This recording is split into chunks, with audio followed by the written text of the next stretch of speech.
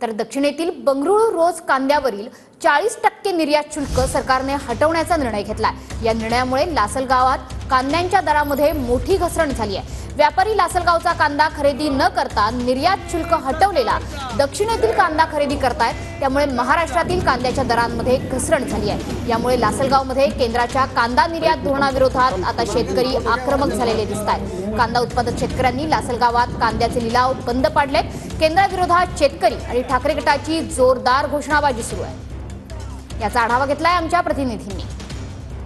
कांदा निर्यातीबाबत केंद्र सरकारच्या धोरणाचा लासलगाव येथील कांदा खरेदी केंद्रावर कांद्याची लिलाव बंद पाडून आज निषेध करण्यात आलेला आहे। कारण की जर आपण बघितलं तर गुरुवारी संध्याकाळी केंद्र सरकारच्या वतीने बँगलोर गुलाब रोज जो कांदा आहे तर याच्यावरील 40% निर्यात जी आहे तर ती निर्यात शुल्क हटवलेला आहे।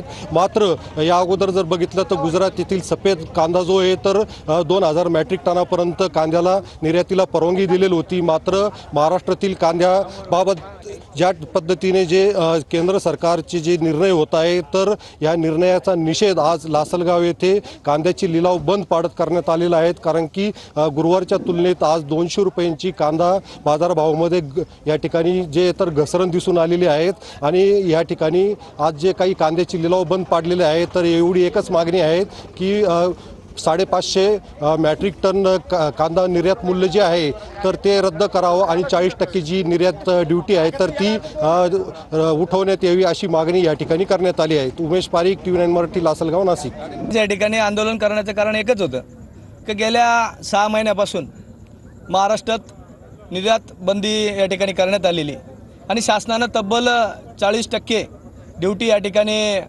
केंद्र सरकारने या ठिकाणी लावलेली, जेणेकरून व्यापारी आणि शेतकऱ्यांचं कणा बोंडण्याचं काम या ठिकाणी केंद्र सरकार जाणून बुजून करतंय असा खऱ्या अर्थाने या ठिकाणी आमचा आरोप आहे। गेल्या 6 महिन्यापासून महाराष्ट्रातल्या या कांद्यावर 40% ड्युटी या ठिकाणी लावण्यात आलेली आणि $550 MEP त्या ठिकाणी शुल्क आकारण्यात येत आहे।